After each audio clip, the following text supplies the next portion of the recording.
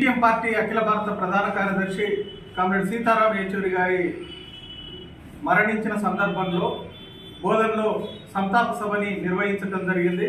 ప్రధానంగా మతోన్మాదానికి వ్యతిరేకంగా, సామ్రాజ్యవాద విధానాలకు వ్యతిరేకంగా ఈ దేశంలో దోపిడీ వ్యవస్థ పోయి సమాజం ఏర్పడాలనేటువంటి లక్ష్యంతో 50 సంవత్సరాల పాటు సుదీర్ఘకాలం ప్రజల కోసం పనిచేసినటువంటి వ్యక్తి సీతారాం యేచూరి గారు. ఆయన మరణం మొత్తం కమ్యూనిస్టు ఉద్యమానికి, లౌకికవాదానికి, ప్రజాస్వామ్యానికి తీవ్రమైనటువంటి లోటుగా భావిస్తూ ఉన్నాం.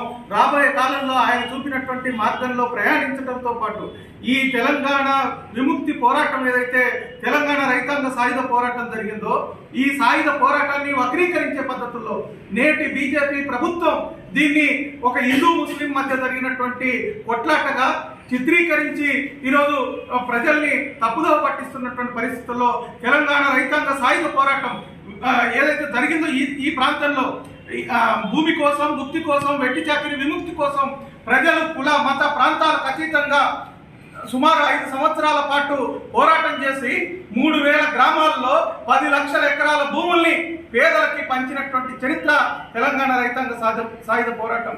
అట్లాగే ఈ పోరాటంలో సుమారు 4000 మంది ఏదైతే కమ్యూనిస్ట్ పార్టీ కార్యకర్తలు, ప్రజలు ప్రాణాలు కోల్పోయి పేదల పక్షాన పోరాడినటువంటి పరిస్థితి ఉన్నది. దీన్ని వక్రీకరిస్తూ ఈరోజు బీజేపీ చేస్తున్నటువంటి ప్రచారాన్ని సిపిఎం పార్టీ తిప్పికొడతా ఉన్నది. అదేవిధంగా రాబోయే కాలంలో మతోన్మాదానికి వ్యతిరేకంగా పెద్ద ఎత్తున ఈ జిల్లాలో కూడా ఉద్యమాలు నిర్వహించాలా. అప్పుడే సీతారాం యేచూరి గారు చేసినటువంటి మార్గం ఈ ఆచరణలో నిరూపించినట్టు అవుతుందని, ఆ రకంగా ఆయనకి నివాళులు అర్పించినట్టు అవుతుందని తెలియజేస్తా ఉన్నాం.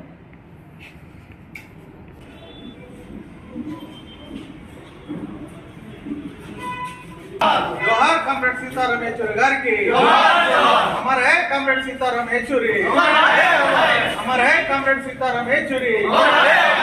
పోరాడదాం మతోన్మాదానికి వ్యతిరేకంగా.